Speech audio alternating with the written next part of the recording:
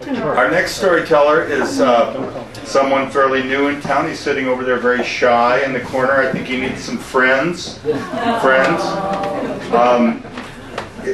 Dave Maass is a reporter, just came to town to be a reporter for The Reporter from San Antonio. So welcome, Dave.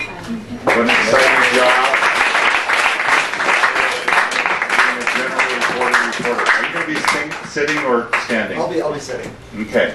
Yeah, no, I'm not being shy. I'm just nervous, and I had to get through a Guinness very quickly. Yeah, they all got some excuse. I just want to make sure it's got to be very close to the mic to be heard. How are we on kids in here? Are we all right? Okay, no kids. Okay. All right. Okay, so I guess I need to do a little disclosure first. I'm not using the real name of my roommate in this piece, so I guess does that count as a lie if I tell that in advance? I don't know. That's not a substantive whatever. Go ahead.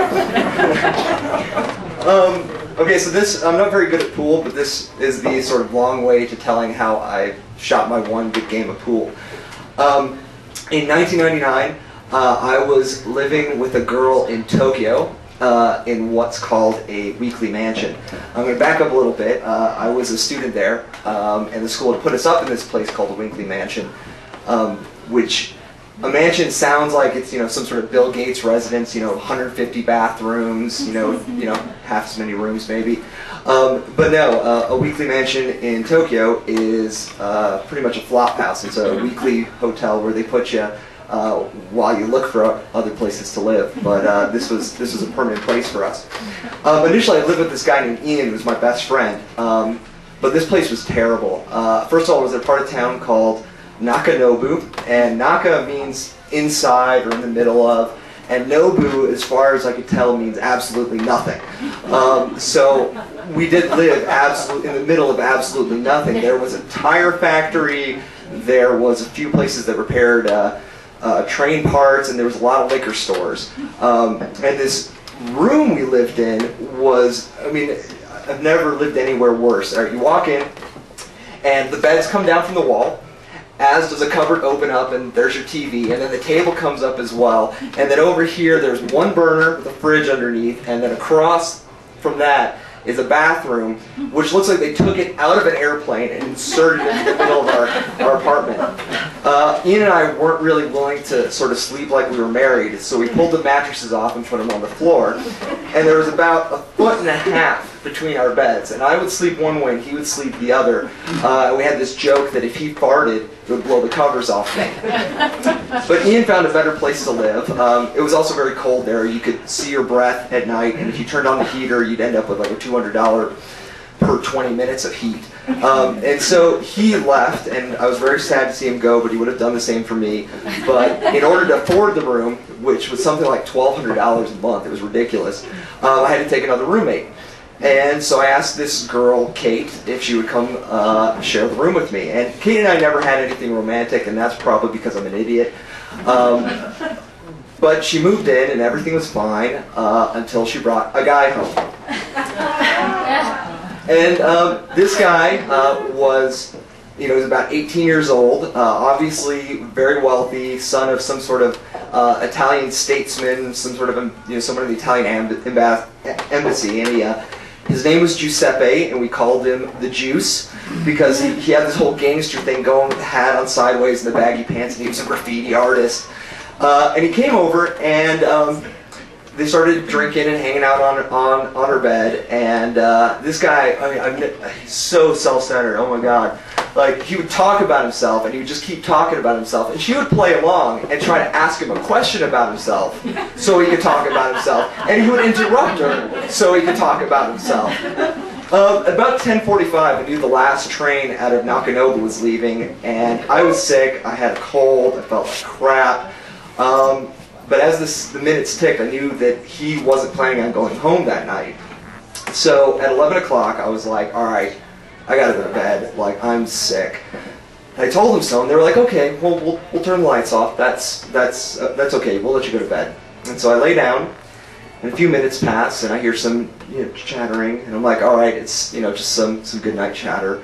Then I hear some kissing, and I'm like, all right, it's just a good night kiss. They'll stop in a moment. Then there was some rustling. I was like, some good night groping. That's gonna stop. And as the minutes passed, it got louder and louder and louder. And I couldn't help it. I looked over, and there is my roommate on her elbows, just moving back and forth. And I looked away real quickly because I did not want to see this. I did not want this happening. But it was, and I just sat there and I was like, all right, I'm just going to keep quiet, and if I keep quiet and pretend to be asleep, tomorrow we can pretend this never happened. I don't know if you've ever been in this close vicinity to two other people lovemaking, but you can't keep it from entering you. Like, you hear it, and that has an effect on you. And then whatever hormones they're exuding, that's getting in your nose and into your bloodstream, and your heart's beating really hard. And I'm silently panicking in this very, very, very uncomfortable physical state. But eventually they stop. It's over. And I'm like, that's good, I can go to bed now. But then Giuseppe, the Jew, says the worst thing I've ever heard anybody saying after sex. He goes, I like your pussy. And I'm just sitting there, I'm trying not to laugh. But then she turns to him and goes, you do? Well, then suddenly he's under the covers, and there's more noise going on. And then at some point they switched, and I knew that because of that really ominous popsicle slurping noise. And then I knew it was over when she asked him to pass her the towel. And I was like, okay, they're done. I can go to sleep now. Now, maybe you're wondering why I didn't stop them at this point and say something and, announce my alertness to the situation. But, I guess that's a character flaw, because I tend to be a bit passive-aggressive, I avoid conflict, and I was just happy just to pretend it didn't happen. And so I started getting ready to go to sleep.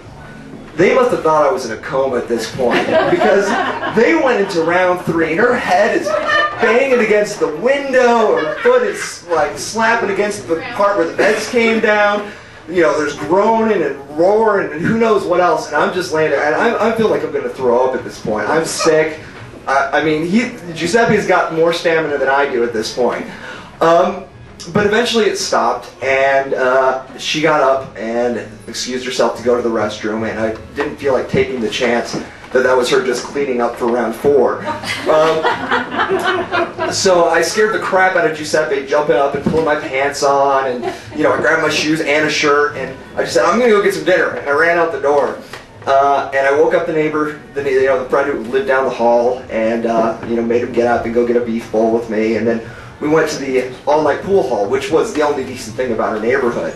And I don't know if, it was some sort of like glow that, sort of clung to me from their lovemaking, or if I was just so furious that I, fell into some sort of Zen mode. But I did win that game of pool in the first sort of turn.